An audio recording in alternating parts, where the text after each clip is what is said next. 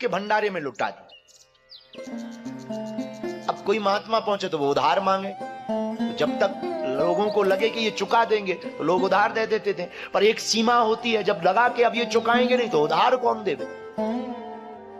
परिचय तो था नहीं, पर साधु घर पर आए, भूखा चला जाए। तो चीरधर अपनी पत्नी के पास गया और बोला कि आज क्या अतिथि को, संत को खवाएंगे।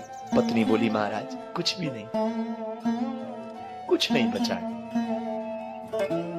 क्या किया जाए। बोले एक काम करो, धन सब चला गया, मेरा सोना भी चला गया, यहां तक कि आपने मेरी साड़ियां भी गिरवी रख दी, कुछ तो मिल जाएगा।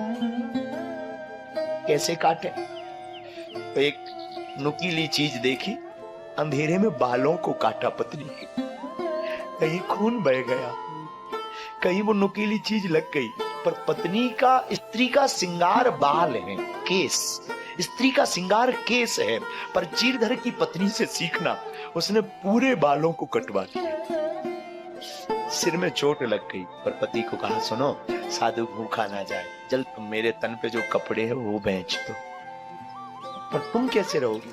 मैं निकलूंगी नहीं, कोने में छिपी रहूंगी, पर साधु भूखा नहीं जाना चाहिए।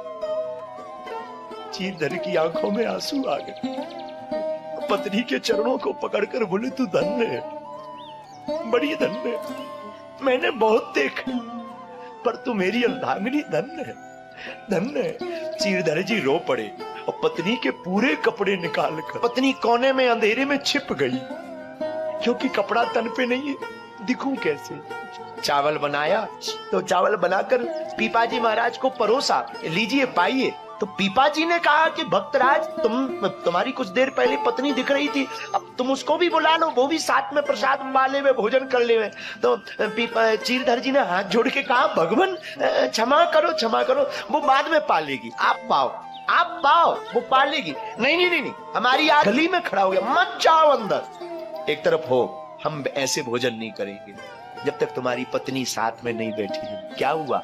आवाज भी नहीं आ रही, कहां गई? जब पीपाजी की पत्नी अंदर गई तो कोने में लुकी छिपी रो रही, बाहें पकड़ी, क्या बात है, ये तुम्हारे कपड़े कहां गए, कपड़े कौन ले गया? चीरधर की पत्नी कहती है बहन हमारे घर पर खाने को कुछ नहीं। पीपाजी महाराज की पत्नी सीता सहचरी की आंख फट गई, दहाड़ कर रो पड़ी, धन्य है तू, धन्य है। जो कौपीन, जो वस्त्र पहन रखा था, वो आधा कपड़ा शरीर को लपेट दिया, प्रणाम करके चीरधर को कहा हमने बहुत साधु से भी देखे और तुम्हारे जैसा नहीं देखा। भगवान आपको बताए, ये कथा हमने भक्तमाल में पढ़ी, जितनी बार पढ़ी उतनी बार शरीर हमारा टिकाने नहीं रहा। बाद में चीरधर को भी ठाकुर के दर्शन हुए, 4-5 और महात्मा आ गए, रोज की आदत थी भंडारे की, और जहां भोजन पाने महात्मा बैठे और प्रसाद लगाया, उन्हीं बीच में चतुर्भुज रूप लेकर के नारायण खड़े हो गए। चीरधर बुलाओ अपनी पत्नी को, आज का प्रसाद पाकर मैं धन्य हो गया हूं।